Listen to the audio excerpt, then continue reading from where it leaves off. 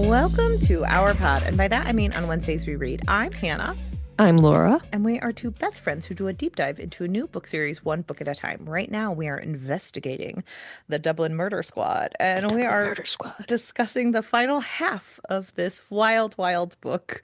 Um, Who expected any of this? Like, Literally, I blocked out so much of this book halfway through. When all of a sudden there was like a random thing with Justin, and I was like, oh, right, he and Ray are having sex right now. I know. I Like, I was like, I did not even clock that at all. I was like, oh yeah. Well, it is very underlying. Like it's not super mentioned, but like it's definitely happening. And they like kind of mention it and then like barely mention it again. They're just like, oh yeah, that happened. And you're like, that's and like obviously wild.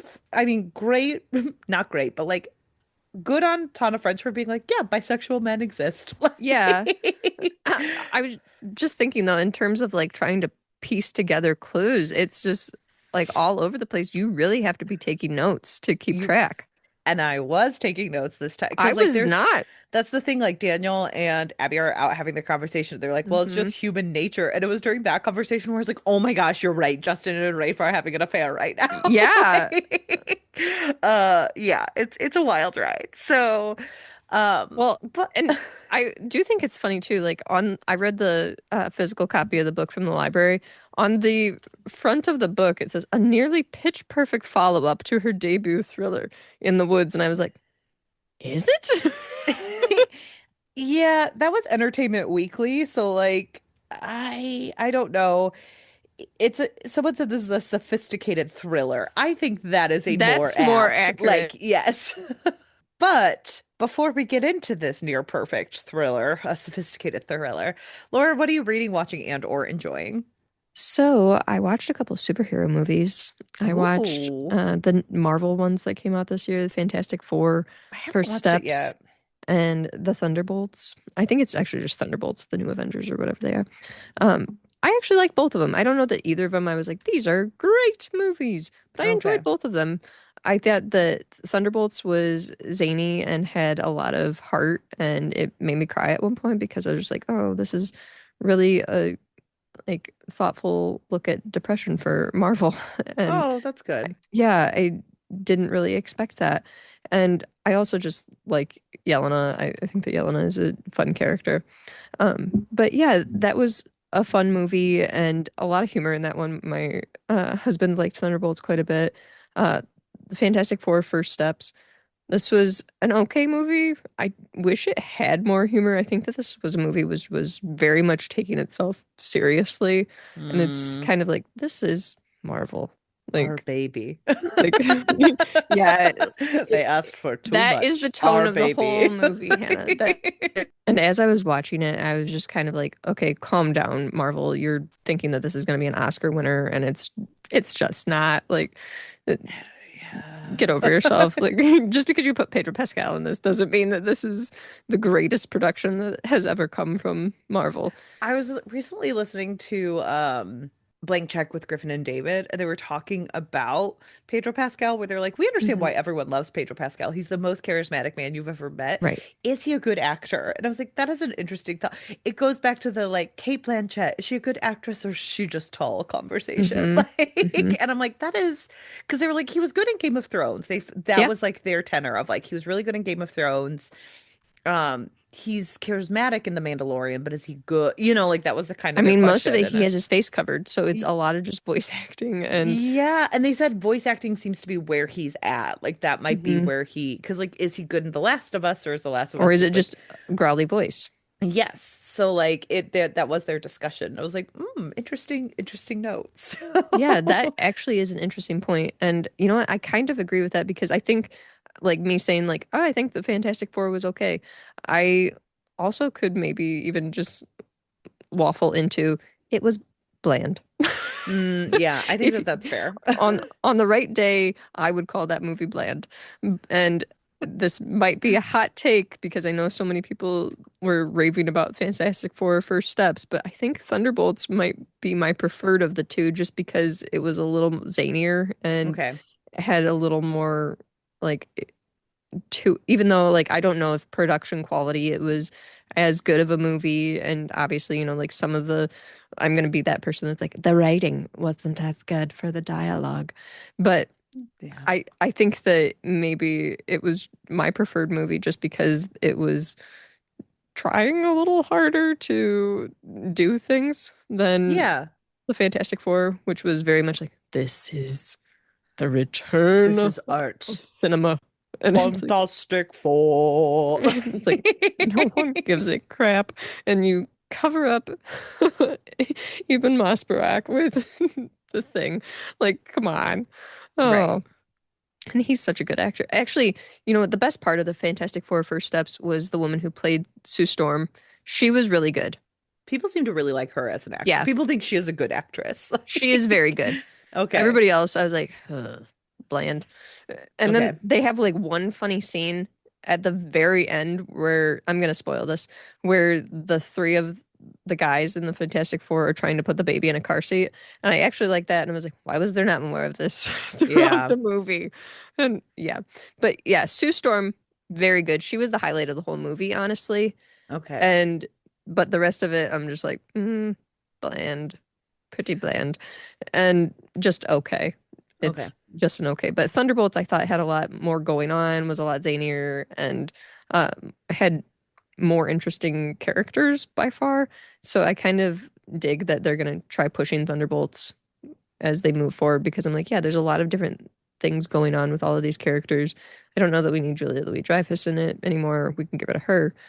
But yeah, I did like the look Yeah, at that's a depression and everything. wild. Yeah, it's wild that they're like, oh yeah, she's going to be the big person in this arc of Yeah, Marvel. random choice. I will always see her as Elaine or Veep. But that's just how I love her. That's fair. But uh, there's also a couple Nepo babies in this movie too, in the Thunderbolts. So we have Bill Pullman's son, Oh Lewis, who is yeah. in this, and then we also have Wyatt Russell, who is in this famous Nepo Wyatt baby. Russell. So yeah, there's Nepo babies in that, but And Wyatt I Russell, still enjoyed the literally, his movie. dad was in another Marvel franchise, but He was classic dad play catch in space with me. you gotta do it. I've How heard could we forget relatively fathers and sons playing catch in space? I've heard relatively good things about Lewis Pullman, so maybe I thought he's he a was good pretty good in actor. it. Okay, that's good. Um, yeah, he was in Salem's Lot. Yeah, I think he's supposed to be a pretty And that's the decent thing where it's actor. like some Nepo babies, you know what? They actually are quite good. Ben Stiller, don't get offended when we call you a Nepo baby. No one's getting mad about your talent. We're just saying you have You more know what's connections and very, privilege, Ben. it's very funny on Wikipedia. Mr. Pullman's Nepo baby son is also in a relationship with fellow Nepo baby, uh, Rainsford Qualley, who is Margaret Qualley's sister, who Okay. is Andy McDowell's children. Yes. So, and Jack Antonoff is the brother-in-law. So, like, yes, just Nepo Lots of all the way nepotism down. ever. Yes, just Nepo all the All way down. all over the place. I was also So, thinking of like Jack Quaid oh, I too, guess where they it's like, broke up. Now he's with oh, Kaya okay. Gerber. So, Okay. yeah. Okay. I I take it was back. also thinking of like Jack Quaid though too when I'm thinking of Nepo babies that he's kind of a popular one recently. Everyone loves him as an Apple Pay. I actually like Jack Wade. I think I he's an don't mind interesting him. man. I think he's funny. I like his films. He's in The Um, Boys. yeah, he is in The Boys. He seems to have like a pretty, I don't know if he and his dad are that close, but like he seems to really love Meg Ryan. And I do love I a agree with that Nepo take. baby who is like, I really love my mom. I'm like, you know what? Hmm. If you're gonna be a Nepo baby, be that Nepo baby. Yeah. Like, I just watched When Harry Met Sally recently, and I forgot how much I actually like that movie a lot. And it was because we were reading this book or this series, and it was mentioned in the first book a few times oh that I was like, yeah. I need to watch that because I do like that movie. Laura, you were so mad at that reference. And then you were like, but the movie. Like, Here's the thing, I do get mad about that whole concept. It's even like annoying to me that that's what happens in the movie, oh you know. yeah. But I don't agree with it in like my own life, but Yeah. I do like that movie. I'm a sucker for a love story.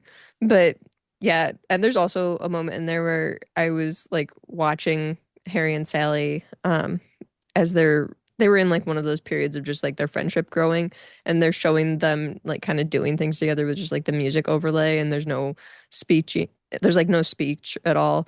And there's one moment where Meg Ryan is like digging in the mail, and Billy Crystal is just like standing there kind of like cocked back on one of his legs. And I was like, honestly, he looks a bit like a stud there, because he's got like a great outfit on. He's got the beard. He's got his hair looks perfect, and Right. he just looked cool and really cute. And I was like, okay, I dig it. Billy Crystal, you look great. And so I was just like, if we could have just frozen that moment right there for him, I bet he would love it, to be remembered like that forever. Oh And yeah, he I'm might be. sure. But yeah, I have liked that movie for a long time. But yeah, it's a good movie. Another movie that I watched recently that I had seen previously and I really didn't remember a ton about it was, have you ever seen a Looper? Is that the one with Bruce oh Willis. Bruce Willis? Yes, I have seen Looper all of one time. So I forgot what a wild ride of a movie that is. And also like you can kind of poke holes in the logic of it too, You where mean Jorson or Joseph Gordon-Levitt being Bruce Willis in the future? well, that's a whole nother discussion in itself, because what a terrible job with makeup they did on him. They should have just left his face as Joseph Gordon-Levitt. Like that was a Yeah. terrible makeup decision. I and it's almost distracting too when he Yeah. looks like that. But I do like movies like that though, where they kind of like, and I've mentioned this before, I do like manipulations of timelines and stuff like that. That's kind of a sweet spot for me, where I like to think about like, oh, what would happen if we did this, or the butterfly Right. effect, etc. Loki, those kind of things. And so I'm watching that movie and I'm like, okay, I've seen this before, so I know how it goes. And then they get to the end and I'm like, but wait a minute, couldn't we have just done X, Y, or Z? Or didn't we just put another whole timeline into place by doing this? I'm so confused. Like, how do we know that this was the correct decision? It could have set off a whole nother chain of events. So, yeah, I'm questioning why they decided that that was the correct way to go with the plot of the movie. But it feels like there's a lot of holes that could be poked in the decisions that they made with that. So who knows? I don't know who the person was that decided why they were going to do these things. Well, because But I didn't realize this. I just looked it up because I was like, oh yeah, Looper. And I was like, I was recently again listening to like another podcast where they were hmm discussing Brick by Ryan Johnson, and they mentioned that this was the same creator who, and he's done Knives Out. So like he's the director and writer for all these projects. hmm So we have future Knives Out writer director Ryan Johnson to thank us for hmm Looper. Um, but he had some really wild earlier works because like I Paul Scheer's podcast just did Brick, which was his first movie, which was independently made. Like he was the editor. And I just pulled up his filmography because that's what I'm doing today. Apparently, he's just sitting on Wikipedia reading everything Laura watched or Yeah. hmm enjoyed. hmm And he did The Brothers Bloom, which is a movie I specifically remember because it was like an Adrian Brody, Mark Ruffalo joint where they play Why do I think I've seen brothers this one? and they're like trying to rip off this rich woman who like gets super in on it and falls in love with one of the brothers. And it's that one is a wild movie. So I think Ryan Johnson had like some really wild hits before he like hit his hmm stride with the Knives Out franchise. So I always use Brothers Bloom for my movie grid game because no one ever because Yeah, that's a random one. Adrian Brody pops up a lot, and I don't remember any of Adrian Brody's like quote unquote filmographies, but The I do remember pianist. that he was in The Brothers Bloom. So that's my skill. Wasn't he in The Pianist? He was in The Pianist. He That's was all I also can remember in of him. The Brutalist, which was like a Oh recent yeah. like Oscar darling. So hmm a lot of hmm his always get like one words, but then they'll be like A through H, and I'm like The Brothers Bloom because that doesn't Isn't count. Adrian Brody the one that like tossed gum to his wife or something from the He was the stage? one who forced a kiss on what's her face during her like Oscar run, Halle Berry. Like that's what Oh, I ew. remember of him. I don't remember any of his films, but I remember that I Adrian can't Brody was really. in The Brothers Bloom and he forcibly kissed Halle Berry. Hmm, So, yeah, I don't like that. Oh, I think it isn't was his current really wife weird. Harvey Weinstein's ex-wife? Oh, I don't Isn't that the know. situation? Um I want to say that that's what I'm remembering, that he like tossed gum to his wife, and then they're like, Oh. Harvey Weinstein's ex-wife, now Adrian Yeah, he Brody's is wife. And married it's to like, Harvey what? Weinstein's ex-wife. So what a woman to have. Like What a you have wild like ride. you have Adrian Brody, Forcible Kiss, and Yeah. yeah, what a weird like yeah, what a weird I wanna say that Adrian Brody, because I remember someone else tried to forcibly kiss someone and then That like was Cameron Jim, Diaz, wasn't it? Somebody yes, forcibly kissed Cameron Diaz. something happened where Jim Carrey like forcibly tried to kiss someone after they did it to a woman, and he like, I think it was him tried to forcibly kiss Cameron Diaz, wasn't it? oh, okay, I don't know, Adrian Brody, No, no, no, no, um, no. Jim Carrey. oh, he tried to forcibly kiss, Wasn't it him? Yes, it was Jim Carrey. um, I don't know, who knows? Oh, no, no, no, no, There's no. It was Chris Isaac, Chris Isaac tried to and then like Jim kiss Carrey did Cameron it to Diaz, him. and Jim Carrey was like, "This is stupid," and so he did it Yeah. back to him because I thought it was more like he was trying to defend someone. Yes, you're But right. yes, so Jim Carrey was the one that was involved in this situation with Cameron yeah, Diaz, but he didn't forcibly kiss right. Cameron Diaz. Why are we still Um, forcibly kissing people in this I mean, world? Like, that was the stop early forcibly 2000s, but kissing. like, please stop forcibly kissing everyone. Lauren, I want that Oh on the my record. gosh. Please stop. AKA this book where Daniel is like, "Oh, now I must kiss this No. woman. She Stop regrets it." with the kisses. Not No, like no, no. Lexi. A wild reason This to is how take I tell who you are. a forcible kiss, and By you the way didn't that you seem smooch. the way your kisses are different. Oh, Um, gross. But Hannah, what have you been reading, watching, and or enjoying? so for reading, I read Exit West by Mohsin Hamid. This is a book I've been meaning to read forever. It's on my bookshelves, but my book club covered it. And I recommend it highly to everyone. I think it's beautiful and it's incredibly prescient in this day and age. So it's a speculative fiction about this unnamed country where there is a civil war going on. And we meet this young couple, Nadia and Saeed, and they fall in love during this time. But there is civil unrest. They are both in danger in different ways. It's coded as like kind of a very strict conservative company or country where like Nadia has to wear robes to feel Hmm. protected that are not in fact religious. They appear to be Muslim in this book. Okay. Saeed talks about praying and things like that. But this government is fighting and people are in danger. There's bombings, and all around the world, these magical doors start popping up, and people are escaping through these doors from all different countries. Like it suddenly will take you into like these different discussions of different people going to different places, what it means for the world and what it means for this war-torn country. And it's very beautiful. It's very short. Like I listened to the Hmm. audiobook and it was only 4 hours long or Hmm. 4 hours and 42 minutes. But it's just it looks at war and it looks at the idea of war and the idea of connection during war because Okay. this is a couple who fall in love but like also have very different views of the world and what does that mean as they navigate this world and navigate to safety together. And I think Mohsen Hamid is a Palestinian writer, so I Hmm. think that that adds a lot another layer. This book came out in Yeah. 2017. But it is like it was so good. I really recommend everyone read it. It's been on my list for a while because I remember when I was living in Chicago, this was Chicago always picks one book per year that everyone should read, and this was the book they picked. And it's like It sounds great. it's one of Bookstagram's best books of the 21st century. It's pretty easy to get on audiobook from the library. So like everyone just like I would say it depends on your library, but like it's been Hmm. out since 2017. It's almost 9 years old.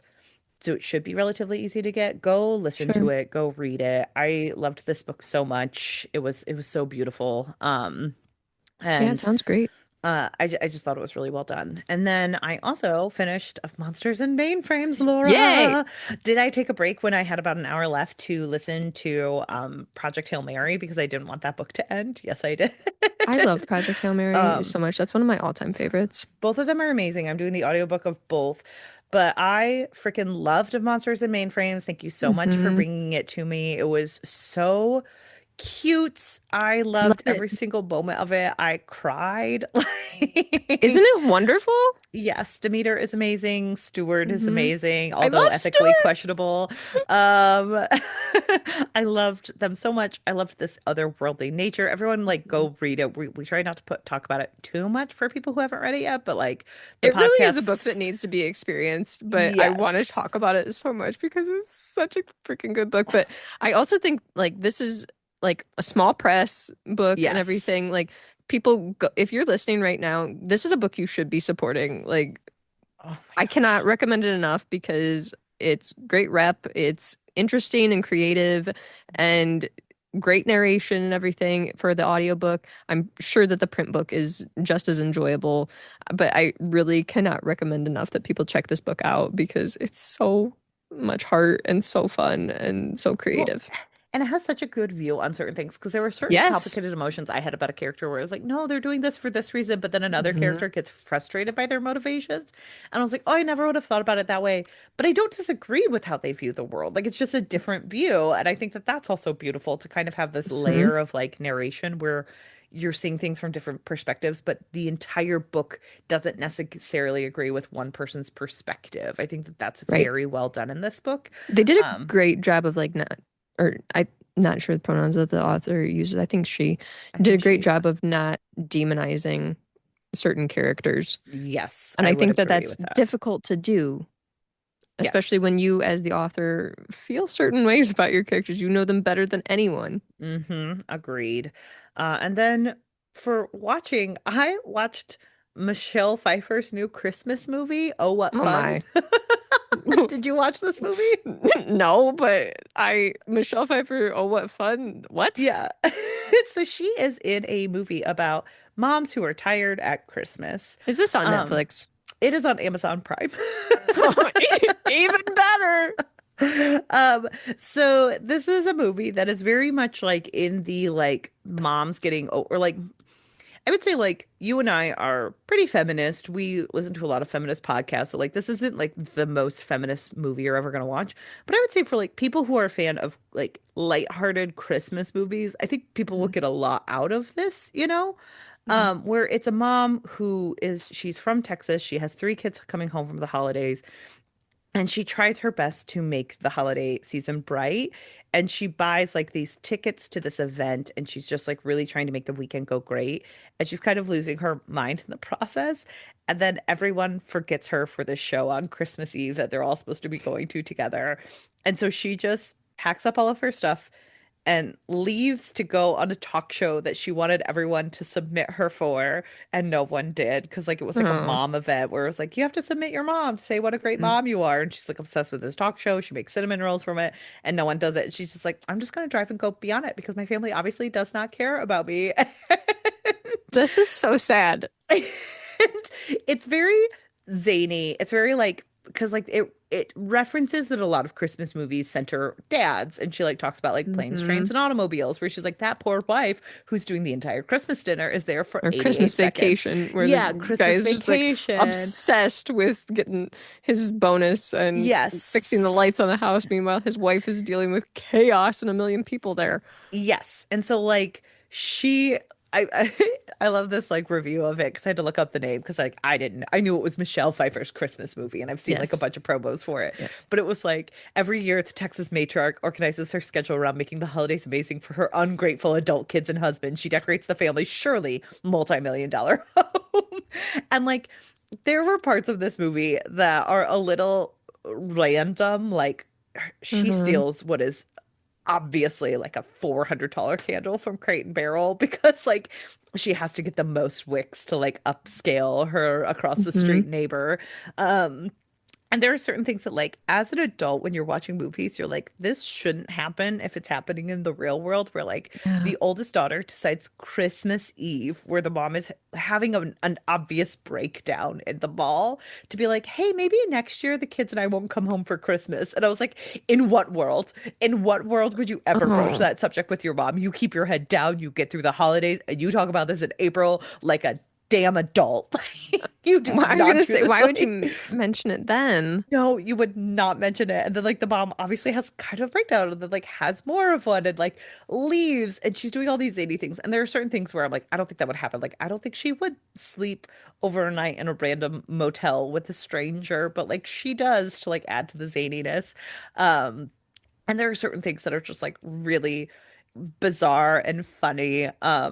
One of the daughters, the middle child, like brings home a new girlfriend every year for Christmas, and they're like, and we're supportive and pretend like it's not going to be the last one because family. But at one point, like they're going through a family album, and it's every single girlfriend she's ever brought home for Christmas, and her and like a couple photo. And I'm like, why would you ever put that in a photo album? Right? Why did It's they like, have that? do you have that? It was wild decision making. But I think it's not the worst holiday movie I've ever seen. I would say like there was a No. good budget for it, so it's like a high budget Christmas film that like moms feel very seen by. And I think like there aren't a lot of movies that moms Mm-hmm. feel seen by that aren't like the perfect Christmas or, you know. Um, Mm-hmm. so you know what? Go watch it. It's funny. They make a lot of jokes about it. Again, there are certain things where you just have to have like disbelief where it's like, why is there a talk show with a bunch of moms on it on Christmas Day? That doesn't Right. make sense. But you know what? That's what happened in the movie. So Yeah, I'm thinking about it now, and you're totally right. There is very little representation of moms doing it all or women doing it all at the right. holidays.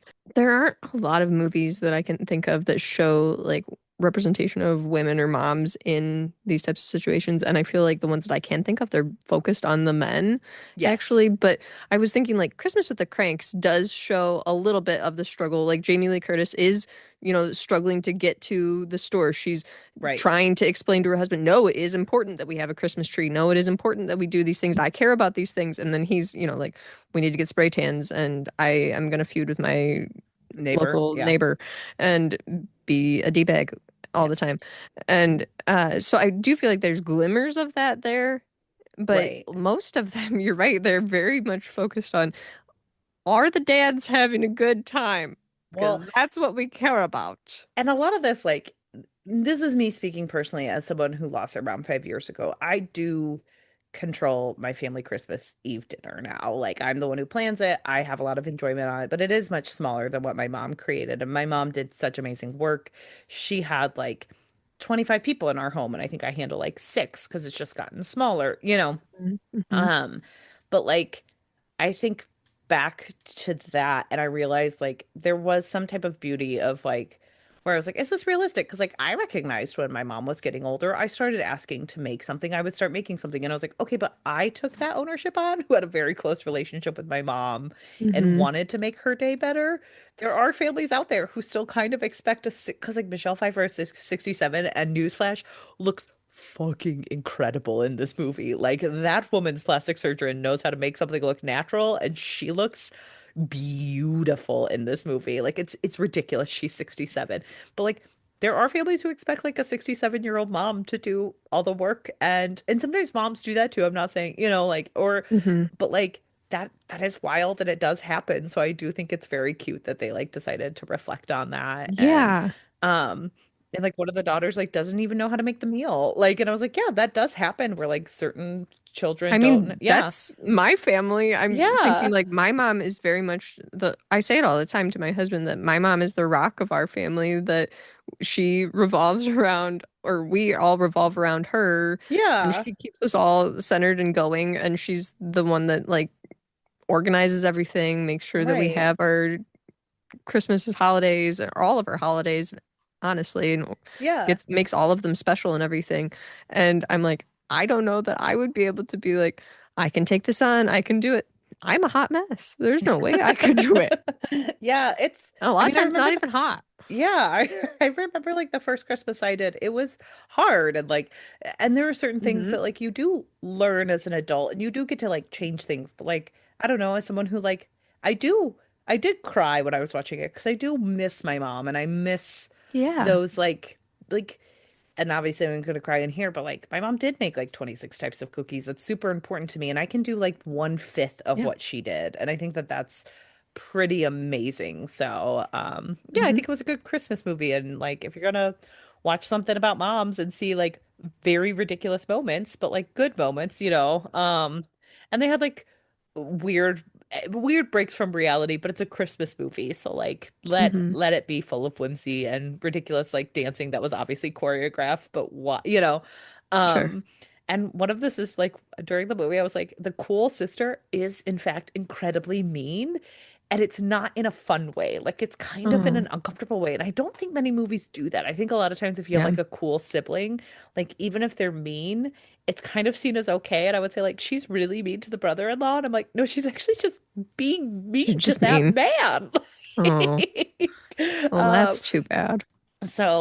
and it's Chloe Grace Moretz, and she does a good job because, like, Chloe Grace Moretz is really good at playing mean people in television shows, a la 30 Rock, as a child. So, Mm, like, she's definitely doing that. And then I think I forget which brunette actress does this, but she is British. The oldest daughter is British in real life. And I was like, you mhm. can hear her fighting for her life with that Texas accent. So those are the fun highlights in this movie. Um, um, Hannah, do you have a favorite Christmas movie? yes, my favorite Christmas movie. I think probably talked about it yearly on the podcast, but it's one with the little girl from Hocus Pocus, where she just wants her parents to get back together at Christmas time, and she asks Santa to do it. And her brother, who is the future man from Sweet Home Alabama, or Empire Records, the man who ends up being gay in Sweet Home Alabama, Okay. he is a little boy in this movie, and he decides like he doesn't believe in Santa Claus, so he's going to help make his sister at least have a holiday where the parents can be together for another day. And so they do a bunch of little shenanigans, like releasing mice in the house and That's trying to cute. trying to kidnap the mom's fiance to make sure Little that the shenanigans, kidnapping lit people. it was very funny because I watched it with my sister-in-law last year. She had never seen it, and like I turned it on. She didn't realize it was my favorite Christmas movie. She just knew I'd like Uh, grown up with the movie. And she was like, "Hey Hannah, this is just Parent Trap with crime." And I'm like, "Yeah, it's a great movie." No you love notes. a Parent Trap. It's Uh, called All I Want for Christmas, and it is very cute. I was obsessed with the little girl in this movie. Because she like at one point she's like literally in the bathroom pretending to be sick to get the mom to come over. And she's mhm. like, I feel awful. Ugh. And she just pours a glass of water into the toilet. It's so fake, but so funny. And I was like, oh, she's the coolest when I was little. And there was an actress in it who is the love interest of the brother. And as an adult, I'm like, oh, how did I not know I was bisexual? I thought that girl was a good actress, and she is in fact just very pretty. Mm, Like, and yes. the movie is filled with beautiful New York women. So, Laura, what's your favorite Christmas movie? Mine is Feminist Masterpiece, How the Grinch Stole Christmas with Jim Carrey. Yes, okay, good. I thought you were a Muppets Christmas person or I Muppets do love Christmas that one Carol. as well, but Okay, I think that How the Grinch Stole Christmas with Jim Carrey is stole your heart. I've loved it since I was a child. I have the I know at home I have the green VHS at my parents' house, I think and I've only seen that movie like twice in my lifetime. oh my gosh, I have it memorized literally. I can say it word for word with the movie.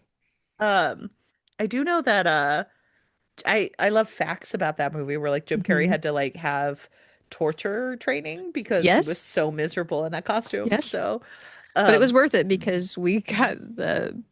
I do think that it has a cult following now, it does, yeah. and that a lot of people really love that movie. I think when I was a child, I loved the humor of it all and everything, and also just like the colors of it and everything, the costumes and everything are quite good. It's very Ron Howard-ish, Yes. and as a kid, it really just like stuck out to me. And now that I'm older, I just have an immense fondness for it. But also, the Grinch has always been taking on things like capitalism and commercialism and Oh yeah. everything. So, he's been with He's it ahead of the for a times. while.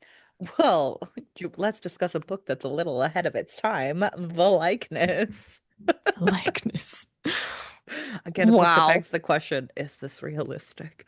The Um, book that begs the question, do we think we can substitute people who look a little bit similar into our lives, and Not if that you kiss them.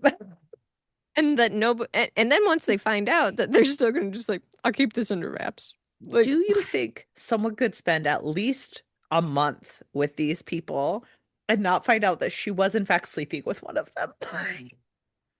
My Think thing about is that all like the it time. it just seems like throughout this she's really been failing at her Uh, acting uh, a lot.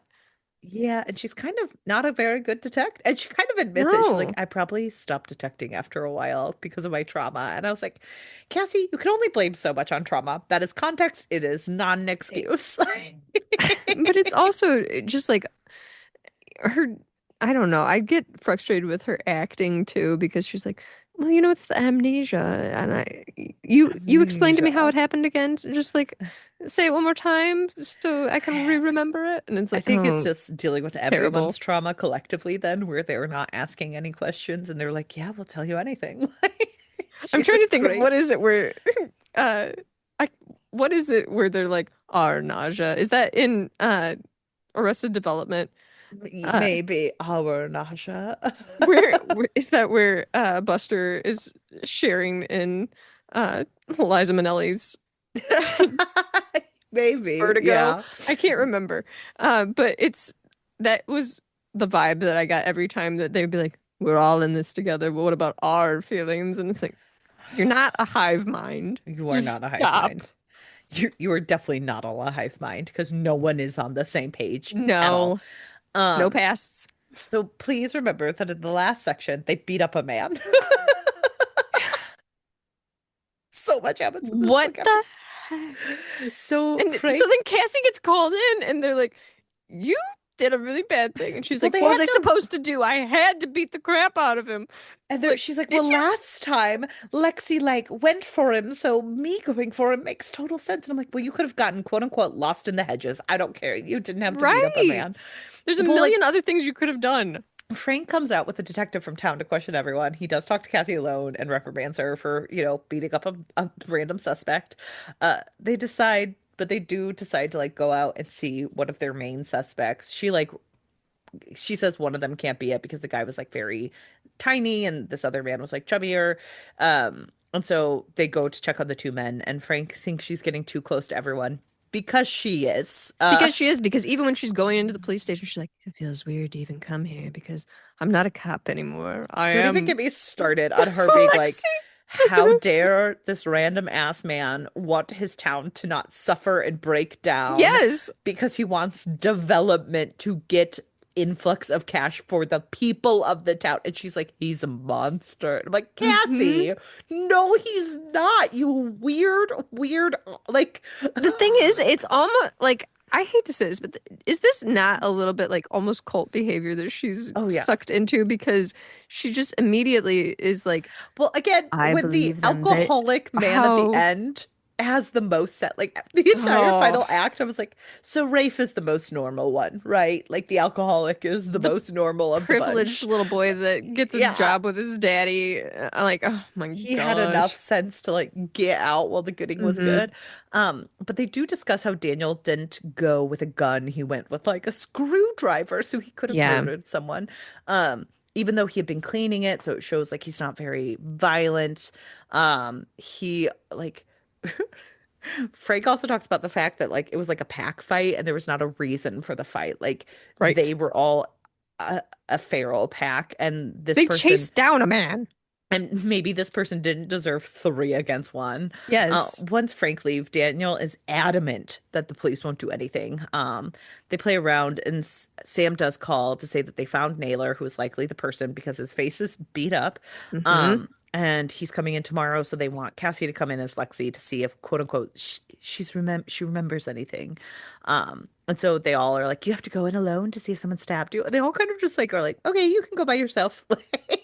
They kind of give her like she is this the point where she kind of like mentions something like, oh yeah, that cute detective wants me to come in. I'm gonna Yeah. check him out. And they're like, oh yeah, good luck in there. And Yeah. like, They're very what? weird. So Cassie goes in, and Sam is the one who does the talking with Naylor. Naylor hates Frank because he's from Dublin. Hmm. They found a bunch of paraphernalia in Frank's home that they think Lexi could have potentially been selling to Naylor to make a dime. But Sam is also like, no, he was in the house multiple times. He probably stole it. Yeah. And Frank, who is like undercover guru, who wants to keep he wants to keep Cassie in there for forever for no reason. Yeah. He's like, well, I don't know. The old man said nothing was ever taken. And Sam was like, you mean the drunk who used to live there by himself who was old? Yeah, maybe he wasn't keeping tabs of everything. Right. Um, but Naylor does like end up going on a tirade with Sam about the house and how these like the family were landlords, and it's kind of keyed into what Sam had talked about before, where like they owe something to the town because they created the town to have maids and to Hmm. have people who serviced them, and then once they were no longer rich, all of that duty went away. And he talks about how like there would have been a hotel there if they had just sold it, but these like yuppie children who are in college move in, how this Hmm. could have been a huge investment and boon for the town, and they just took away any chance because of their own self-interest. And this is where Cassie's like And that. also, they're just a bunch of privileged little brats, Well, too. and like here's the thing is I do understand where a lot of them like you do see a shift of perspectives where like Hmm. they are people who needed this break, but like to Naylor, he doesn't see that. And Yeah. I, but like they could have also used this break by selling the house and getting a seven figure and like using it to invest in other things or Hmm. using it like to help the town. So like it is about how like everyone's perspective is different, but Cassie Yeah. should have more forethought of like, wow, this is a different perspective. And she's like, what an asshole. It does not make sense. And How maybe she's getting too involved. yeah, maybe she's getting way too involved in this because she cannot have the foresight to understand. Maybe that's Um, like the major theme between these books in this series is that Tana French is just warning us like cops get too involved in these things that is emotionally. a We can't trust them. huge through line with all of this. It's like Well, cops are not perfect individuals. I called it. Um, and so he also tells the story about the girl who got pregnant, this like Hmm. former ancestor of Daniel's. And in his mind, and in like urban legend, but he's It's very very much convinced fantastical. it's real, is she got pregnant, she wanted to keep the baby, and William, the ancestor, murdered her and hung her from the tree, and no one did anything. And I do think that that also like shows like different perspectives of different stories. Like you're never going to know the truth, but to Naylor, that is the truth. And so Hmm. that is how he lives his life. And I think that is a very huge overarching theme of this book Yeah. of like who is telling the story because it's different for different people and what they're bringing to the table. Well, Um, and this is the story surrounding like fairies and everything, correct? Yeah, he does Yeah. say like there are fae up there. Hmm. Um, so we always have the It fantastical was thought that she elements. had like a changeling child or something. Yes. And so everyone was ostracizing her, and then it was just a huge mess. So Sam goes in hard to prove that this is the person who stabbed Lexi because then Cassie can leave. Hmm. But he can't, he ends up not being able to get him on vandalism because he has the guy almost admit it, but then he shifts it to the Lexi discussion and the guy shuts down. So Yeah. he kind of has to let him loose even on the vandalism. Cassie starts getting pissed at the man, like I said. And then Sam and Frank also are fighting during this time because Frank thinks that they could prove a bigger crime ring because that's a huge thing in undercover of like you want to find the biggest Hmm. get. And so she's selling to Frank, maybe it's a huge cabal. And like And really, she just wants to stay in and this. Sam is like, "What do you think, Cassie?" And Cassie is like, "Well, it could be that." And she's obviously like sitting there thinking like, "I don't think it's that, but I just don't want to leave." Like it's so That's what I mean. bad. She just wants to stay in this so bad that she's grasping at straws to just do anything to stay with them. Yeah. And so she goes back, and all of them are mad that the police do not think that Naylor is the one who stabbed her. So this is the part where, like, obviously we're gonna get into it if like spoilers ahead. They know who did it, who Yes. stabbed her, and they are perfectly okay with an innocent man going to jail because he Hmm. vandalized their home. That And is maybe this insane is why I just behavior. keep like falling back on like I have such a clouded view of this group because they just come off as such privileged brats. Here's Like the thing. We'll talk about it in the next episode I because I do think I'm that they're clouded. interesting. Because I do think like Rafe is very privileged, and Daniel in Hmm. his own way is very privileged. Like poor Abby and Justin, who are having the hardest time with this, are not privileged. They actually are desperate individuals, but they also love the two people who are privileged, so they allow for things to happen that are not okay. Like just And then not okay. but they also benefit from the privilege of Yes. others too. So it's a complicated system, but and I get where you're coming from, but I think for me as a reader, I'm deeply frustrated with this group in general because of the way that they treat and view the other people in this community. And it's just like, oh, Yeah, it's not great. it's It's very bad all the way complicated. I'm down. not It's saying that very there's complicated. one way to look at this, but it No. just, I'm saying for me personally, it clouds my view of these characters. Well, that's something I just want to go into of like what would have happened if they hadn't done this to them. Hmm. Like, because if you think about it, this is one version where they thought Lexi survived. And I do Hmm. think that the police set up a pressure cooker for all of this shit to go down. Yeah. And it was a huge mistake. Um, because I think things would have happened differently. Like the cover up was Yeah. bad, but like they could have, one of them might have eventually told on themselves because they felt Hmm. guilt, but we didn't get to see that. We got to see what We never this know. version of the story was, which was Hmm. awful.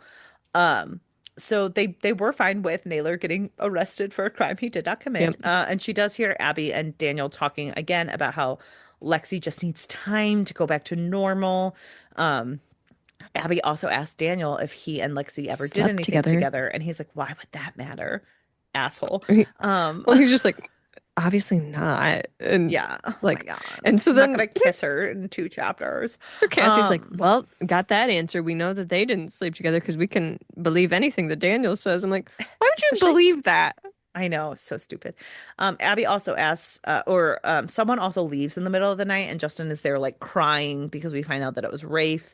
He gets mad at Lexi, and Cassie wonders why. And once you find out they're sleeping together, you're like, Yeah. a lot of You're this like, makes so much more sense. it clicks. But Rafe doesn't show up the next day to go to school. He's ignoring all their calls. Daniel's very chill about this, and Justin is decidedly not chill. He's like panicking.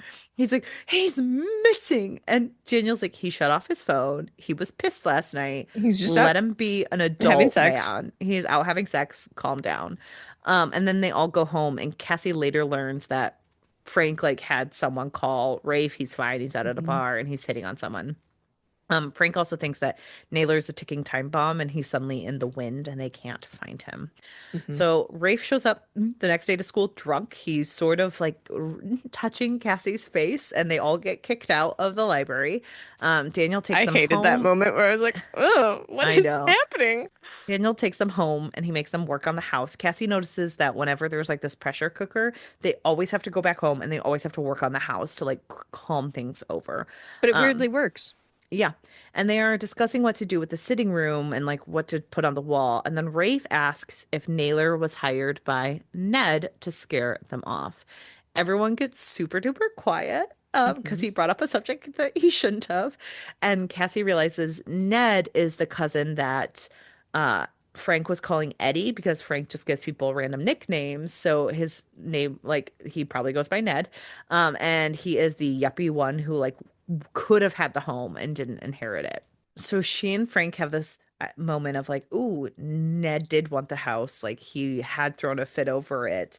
Hmm. And she knows that he's probably the N name now, but she hasn't told Frank about this and she couldn't admit to doing it. So she never tells him about the date book, by the way. In this entire book, it never comes up. She never admits to finding it. She just lets that one go by the wayside. But okay. She's doing a lot of really things, and I just assume that the police would not throw someone into this type of situation, that they're not just throwing a detective who just apparently looks like a victim into things, but I can't know for sure. But she's doing so much really bad I know. stuff that I know. So he's like, well, he might have been working with her, even Naylor. She hangs up with him and she knows how she's like, oh my God, they had to have been meeting. They were the only time that she was available was during this 1 hour walk, like me. So she was actually doing Mhm. exactly what I'm doing. So there has to be a way that they communicated with one another. And she finds this little tin in the grass, and it has a note from him where he's like, "Dear Lexi." And she's like, wow, he is really bad at subterfuge. So she decides to like meet him. She burns the piece of paper. Uh, and she is hopefully going to meet with him soon. So she goes into the Mhm. shed and she gets him to admit that they are working together. And Lexi had been trying to get $200,000 for her share of the home. He wants to build like Yes. luxury apartments. And this is where she's like, he and Naylor are two sides of the same coin. And I was like, newsflash, they are N- not. One no. of them is, in fact, trying to take this home from people who deeply want it. He doesn't need it. He Yeah. doesn't need the money. One of them is mad at the socioeconomic pressures of a Yes. town that was never supposed to exist. Hmm. They're two different people. Yeah. Um, One is just like, I could benefit from this. And the yeah. other person is like, the system sucks. But she realizes that if Lexi wanted $200,000, she was going to keep the baby. Um, Mhm.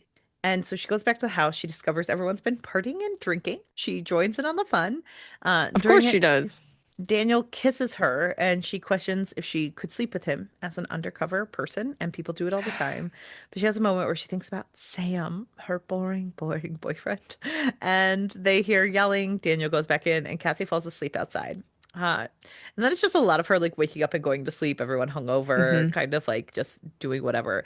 But when she wakes up, suddenly the entire house is empty, or so she thinks. She goes searching and she finds Daniel in Lexi's room with her hidden gun. And he goes, "Who are you?" And then instead of letting him blow her cover, like she should have as a Yeah. police detective, she is like, She doubles down. I'm wearing a wire. They place it in the house. She's like, I'm gonna go read. Turns on music and they go outside to talk in the ivy. Um, she tells him who she is, and he Mhm. says he realizes that when they kissed last night, there was a moment where where she like had a brief thought, and he was Yeah. like, he's like, Lexi wasn't like that. She would just do whatever fit in the moment. Like she just didn't think about the future like that. She wasn't cruel, but she just didn't care about certain Hmm. stuff. And so that morning he called for Sam O'Neill and he was transferred to the murder squad. So he realized that Lexi was dead. He Yes. admits that Lexi was stabbed in the house. He's like, I'm sure you know that. And she fled afterwards. They thought she was dead, but when Cassie arrived to the house, he had to admit she was alive. And he was like, I should have realized, like, that he's like, are you guys related? She's like, no. And he's like, well, even though you're improbable, I should have figured it out. Right. Um, it is a moment where she's like, Daniel is so smart. I'm like, Daniel is a fucking child who is not that smart. Hmm. You are buying into all of this because She so much of what he's saying is idiotic. Like, yes, he figured it out. That does not mean he's super intelligent. You are a random woman who was pretending to be another person they knew for 2 years. she's There was just a really lot. into him. And I feel like Hmm. when you're like kind of in that moment where you're like, she loves that place, she loves the connection between all of them, she loves him, she Hmm. just like swept away in it all. And she just thinks, wow, he's amazing and smart and clever. He He's not. figured me out. It's like, no. Because he is like, it's so unique that we all came together. He discusses how like a lot of people feel unsettled. They just need structure. And he's very analytical about how the world works in a way Hmm. that is not true to the way the world works. This is where I'm like, he's an idiot kid. Like, they all came from broken homes. He wanted to give them structure, and he knew a huge part of that is housing. And that's not unfair. And he talks I, a lot about like how housing is super important, especially in Ireland during this time. There was a housing crisis. This is like mhm. 2008 era. So like there was a lot of unrest. And so if he could give these people who did not have structure that relaxation, then they could focus on other things. And he wanted it to be even and not be like a landlord to his friends. So Hmm. he gave them each a share of the house. It's one Um, of those things where it reminds me of like you and I were talking recently. I was talking about like self-help and stuff like that, mhm, where it made me deeply think about how I see like all these things, especially like towards the end of the year or the beginning of the new year, where there's like all these recommendations on how to form your schedule and all these things. mm, These things can definitely help people, mhm. but there's so many factors that go into play and also the discipline that people have, except the discipline, Well, and again, privilege, money housing that people is have, etc.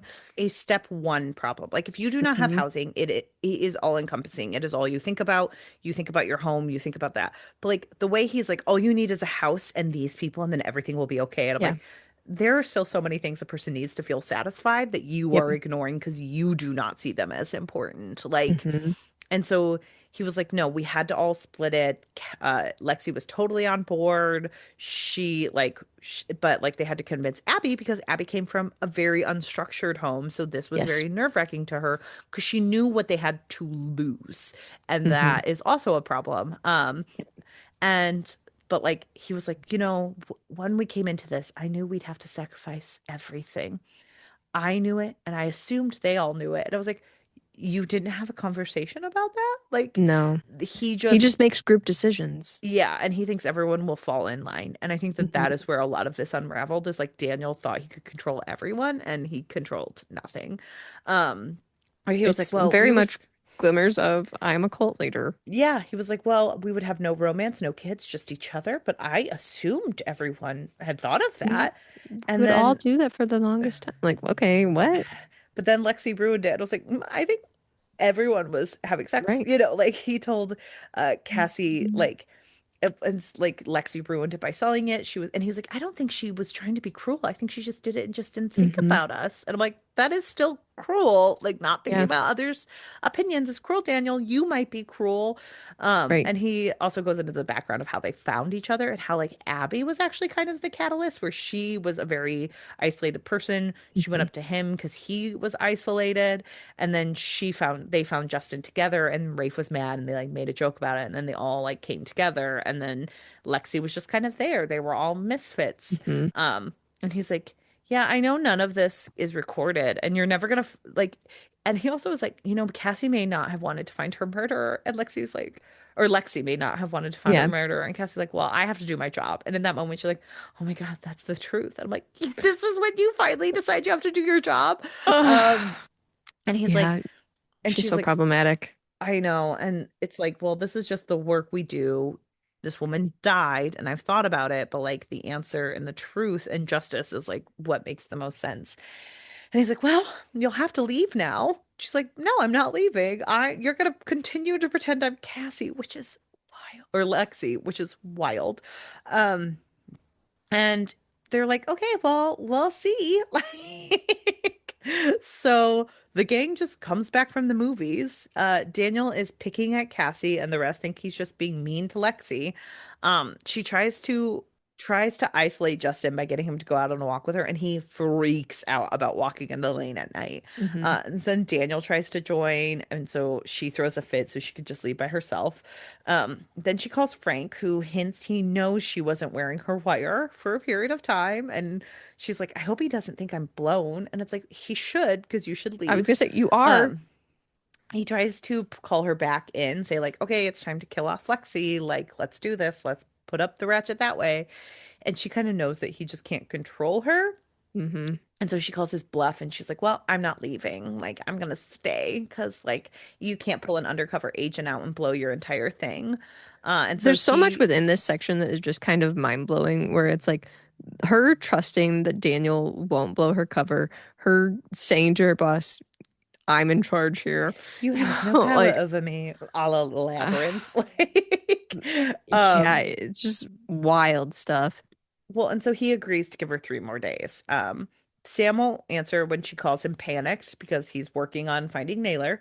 And then she calls Rob from a blocked number, and he does realize it's her, but she doesn't say anything. She just hangs up.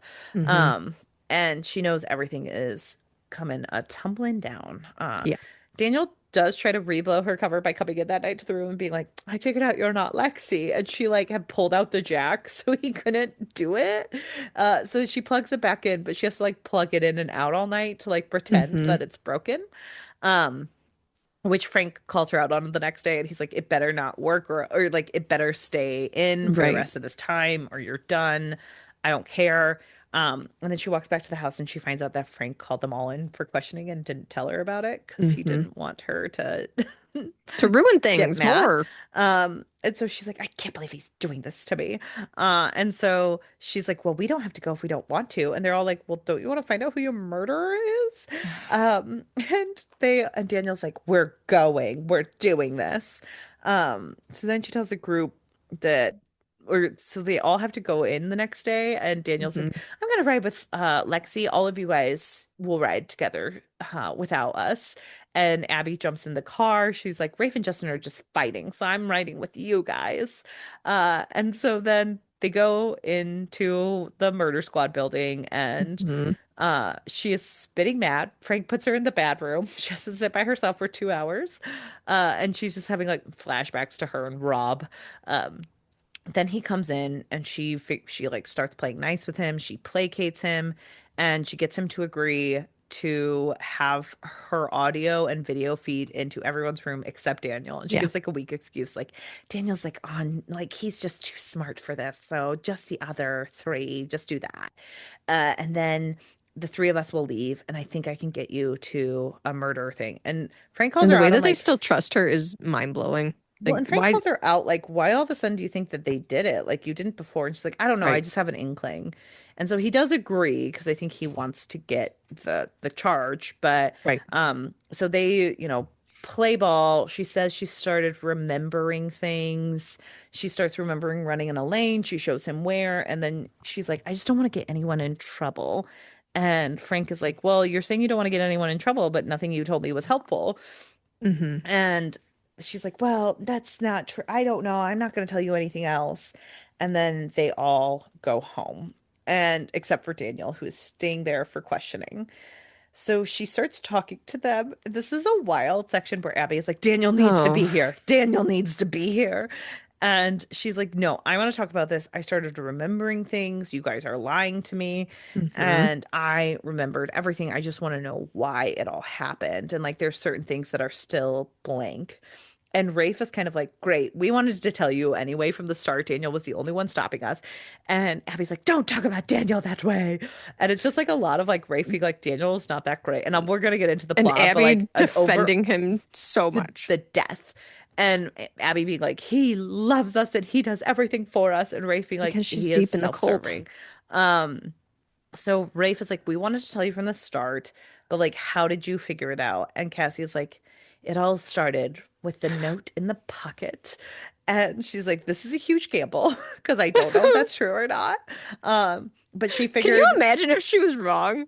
I know, but she realized that like Cassie or Lexi never took her cigarettes with her, so Yep. she had to destroy the notes somehow. So there must have been a night where it was raining and she put one in the pocket and just Hmm. forgot about it. Yep.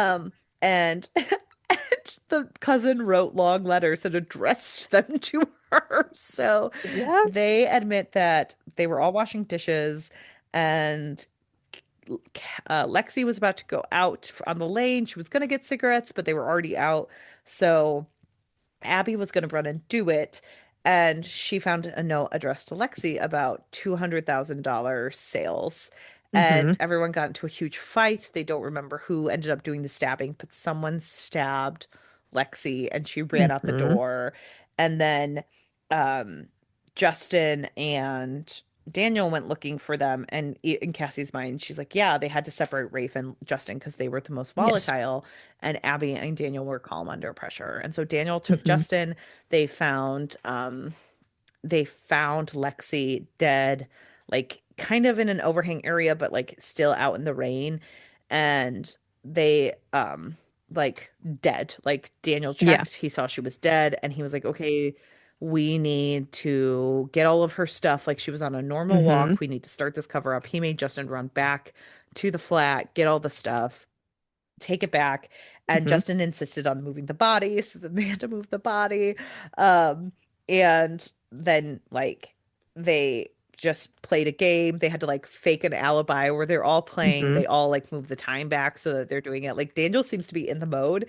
And there's a moment where Cassie is like, yeah, he's done this before. And she thinks he might have done something in his past, but we will never find out. We don't Um, know, but we can just assume based on how creepy he is that probably. Well, and Rafe starts talking because, like, again, Abby is defending Daniel to the death, and he's like, "You Hmm. don't trust him either. There's a Hmm. reason you went with them in the car today. You thought he was going to do something to Lexi, didn't you?" And Yep. she like won't admit it. And Rafe starts talking about how like she and Abby is like, he did this for us. He loves us. Look at what he gave us. And again, Rafe comes from a place of privilege where he's had these things Yep. before, so he also understands how these things can be controlling. Hmm. And he's like, I used to think that too. And then I started thinking about it. If we had all gone to different colleges after grad school, we would have been fine. The three of us would have, or Hmm. the four of us would have made connections. We would have been doing what we wanted to do. Justin would have had a boyfriend. I've Yep. seen it happen. He can flirt. I can find women. I found one the other night. Men love you. Like, the Yep. only person who would not have been okay was Daniel. Daniel does not know how to make emotional connections. He only cares about us. So by making us all agree to this, he was keeping us in this suspended place with him. And I think that that is a He very ties good everyone point. down. He ties Hmm. everyone down and he makes it so they are not allowed to have relationships with someone. Yep. And Daniel starts like Abusive calling. relationship behavior. Daniel starts like frantically calling them because he knows Cassie's in the house with them and everything's about to come tumbling down. Um, and like Abby is like crying, and this is where you reveal that after they Mhm. killed Lexi, they all had sex that night, like different, like Abby and Daniel Yeah. and Rafe and Justin kind of Mhm. continued it off and on. Yep. Um, but like, and Abby and Daniel didn't, but like Rafe kind of Hmm. calls out, like, you're in love with him. This is why you Yeah. act this way. Like, you are It's so why she's far. obsessed wanting to know about Hmm. him and Lexi and everything. Yes. And so, like, you just can't admit it to yourself. And then Daniel arrives during all of this. And he is like, well, you found out everything. We're never gonna admit who stabbed us. Like, this is just like she died. It's fine. Like he's trying to hint Hmm. them, don't say anything else without saying Just like keep your mouths shut. this isn't Lexi. And Cassie plays her final card, which is this matters because I was pregnant. And Daniel tries to Mm. deny it, but Abby is like, no, I already knew she's about it. pregnant. And this is when we find out that Rafe is the father because he starts Yep. screaming, "You killed my child." And she sees that he goes after Justin. Justin. And she views this, but no one says it out loud. And then Daniel grabs the revolver and aims it at Cassie. And he Hmm. makes it look like he's about to shoot her. And he goes for it, like he does get off a Yeah. shot. And she ends up shooting him. And she hits him, and all hell breaks loose. The cops are Yep. arriving at the same time. And like she's trying to help. Abby's screaming at her, kicking at her. And then the police come in. She screams and kicks at them. And Sam Hmm. and Frank rush in. And Sam's like, "How have you been shot?" And it's all just like a huge kerfuffle. And everyone just gets taken away and carted away. Yeah. During this, Daniel said that he was the one who stabbed Lexi. So he took control of the situation and said, like, I did this. Hmm. And so she immediately has to go to internal investigations, have a huge, like, asked a bunch of questions. They take her back to her flat, take her clothing. Someone's like, "Are you gonna have someone?" She's like, "My boyfriend's coming." And she's also like, "But do I have a boyfriend?" Who knows? Right. And like she texts Frank, and as she's being carted away, she sees Naylor in the distance. So she had Hmm. texted Frank and Sam, and she was like, "Watch the house. I can't lose the house." And then she's just like sitting at home drinking, and Sam shows up, and he's like, "Yeah, so the house is burnt down. Naylor got to it. I had told the Hmm. detective or the like cop in the local area to watch it, but he wasn't gonna do anything special for it. He doesn't give a shit about that house." Um, and they have this big discussion where he's like, "Are you going to be in internal investigations again?" And she's like, or undercover. And she's like, "No, Yeah. I didn't want to be an undercover." And he's like, "Well, Frank said." And she's like, "Frank says anything to get what he wants. Like, Right. he Don't didn't listen to want you Frank. bothering me. So, no, I don't want to be an undercover." And I'm like, here's the thing. I think Sam is boring. I think Sam has a point. I think he had every Right. right to ask you that question and think Frank was telling the truth because Hmm. all of the evidence pointed to you being obsessed with this and you needing Her this. So behavior is so, wild. yeah, erratic that it's hard to know. I know. And so he's like, "Okay, well, I was really freaked out by that. So, thank you for telling me." And then she's like, "Well, do you still like want to be together? Because I think I want to go back to Murder Squad eventually. Like, I miss it." And I'm like, "I don't think you should be back in I Murder I think you Squad." need a different job, not a police officer, something And else. Sam is like, "Well, um, I knew you were messed up, but like, we can't be together if you're going back to Murder Squad." And she's like, "We could figure out a way. Like, I think I want to be with you." And I'm like, "You do? No. What?" No, no. There's been no evidence. Oh, because right before Daniel shoots her, she thinks of Sam, and she's like, "Well, that means I must love him." Oh, And so he proposes people are to her delusional. in a They- weird way where she doesn't know if he's breaking up with her or proposing to her. And she says yes, so they are I engaged. I hate it so much. Yeah. And she's like, "I'm sure." And then later, Sam asks her about her and Rob's relationship. And this is where we find out that after her night with Rob, she did get pregnant. She was pregnant and she ended up Oh, getting rid of the baby, yeah. which also I think helps align some of her behavior here, where she saw a Yeah. lot of Lexi in herself because they'd just been in a very similar situation. And I think she saw a potential future she might have had if she had like stayed on the track she was on. It So, also helps to explain, like, she's got this trauma, so it helps to explain yes. things. So, yeah. Um, and Not like that she, I agree with any of the things she did, but it no. helps explain it. And so I do know that like she and like she thinks about it. She is like, okay, well, I had had all of these thoughts, and Hmm. he's like, are you and Rob done? And she's like, yeah, we're definitely done. I'm not gonna ever go back to him. That was like a moment, and no. And then Frank comes over and he finds out they're engaged, and he's like, oh, Mazel Tov, and it's like, I guess, like, and he kind of is like, well, you're off the clock now. He asks if Daniel is actually the one who stabbed him. And she's like, well, that's what he said. And he kind Totally of tells believe her, him. like, internal affairs will not make a huge fuss. He knows them. He's had uh, run-ins with them before. So, like, don't worry about it. And they just kind of have their little powwow where they're like, well, we're both okay now. Um, and congrats on your engagement. And then she goes out a couple weeks later. Frank tells her who Lexi originally was.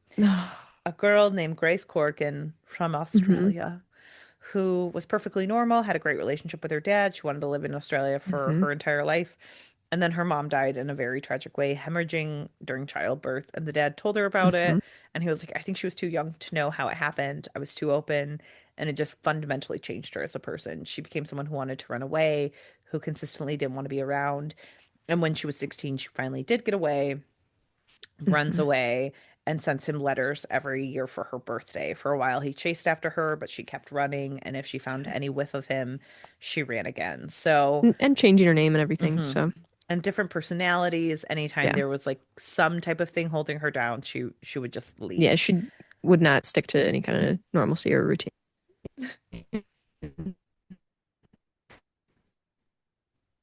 Um, yeah. And what does Cassie decide to do with this? But hunt down The Abby. dad.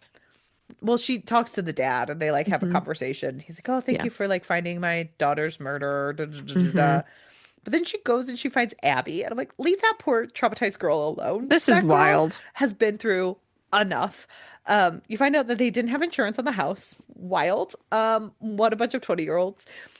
But they got to sell the land to Ned, so he finally got what he Hmm. wanted. Justin is up in the country where he is being bullied for with homophobic slander from his Yeah. students as a teacher. But he like had a mental breakdown. He couldn't be in school anymore. And Rafe got a job in finance. He's a man in finance who is drinking a lot. They talk a little bit, but not very much. Um, and and Abby's just still in school, still keeping her head down. And she talks about how like ever since Lexi was stabbed, it was all over. But like that's probably why they all found comfort in one another. They like she was in love with Hmm. Daniel, hadn't realized it until it was too late. Um, and like just Cassie messed them up really, really bad. Like by showing up again. She was like, yeah, the no pass things probably would have never worked. We were kind of in our own Hmm. little world. But like she's like, hey, do you want to know who Lexi actually was? And Abby's like, no. Like, I don't care. Well, it's one of those things where it's like, what would it change? You know what I Yeah. mean? Um, and so she did like keep one of the photos of the house, and she's like, this is done. Please leave. And then Cassie has a moment where she's like, well, I just think about Lexi every now and then. When I'm drifting off to sleep, I don't dream about her, but I kind of wish I did. And it's like, do you? Why? That I thought that was such a creepy way to end this book where she's like, I wish I dreamed about her. I'm And like, guess what? That's ew, the end of no. Cassie and her story. So, Laura, what did you think of the book? I didn't know what to think at a certain point where I was like, so it's very easy to read, Yes. but it's such a roller coaster that I'm like, what happened between the first book and this book? Like, still great writing, still, like I Yes. said, very easy to read, and I was locked in. But I just feel like such wild swings were happening here that it was really just taking me for a ride that I just did not expect. I know. I remember this book being super wild. I was wondering what you were gonna think about it. It's a ride. Like, I messaged you the other day when I was reading. I was like, "What the heck is happening here?"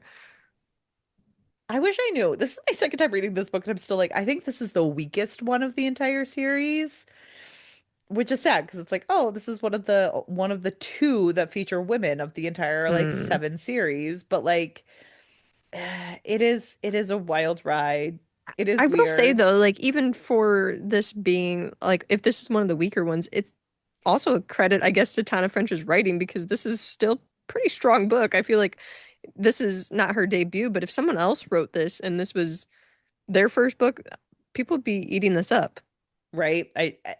And I do think it is still a very strong novel, and it is like Hmm. very high thriller. But I think you and I are not thriller people, Yes. so I think this is a little bit of a weirder Yes. one because it does lend itself more to thriller than whodunit. Yes. And I think because you and I are not huge on thrillers, it feels a little bit weird Hmm. when we're reading it. Yeah, Um, I'm really not a thriller girl, but this you're absolutely right that this is a thriller. yes.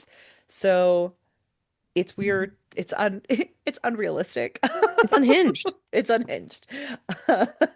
Unrealistic, unhinged. I can't think of Uh, another you one. It's not yeah, unlikable though. So, that's true.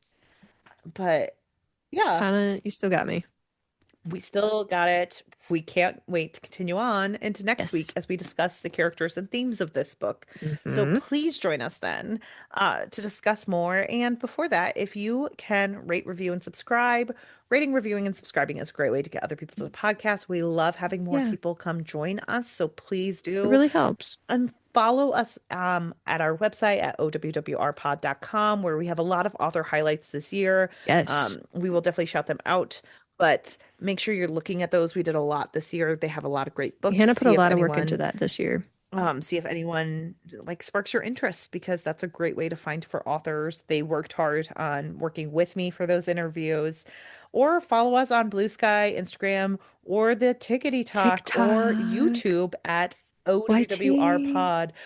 One of our TikToks like got quite a few views, got our most hearts, Mm. and it's our Fiction Fans TV Tuesday for Percy Jackson because Yeah. People love everyone's gearing up for PJO. it. So make sure you're following us over there as well. We really appreciate everyone following along as we dive into this and more. And thanks for joining us today.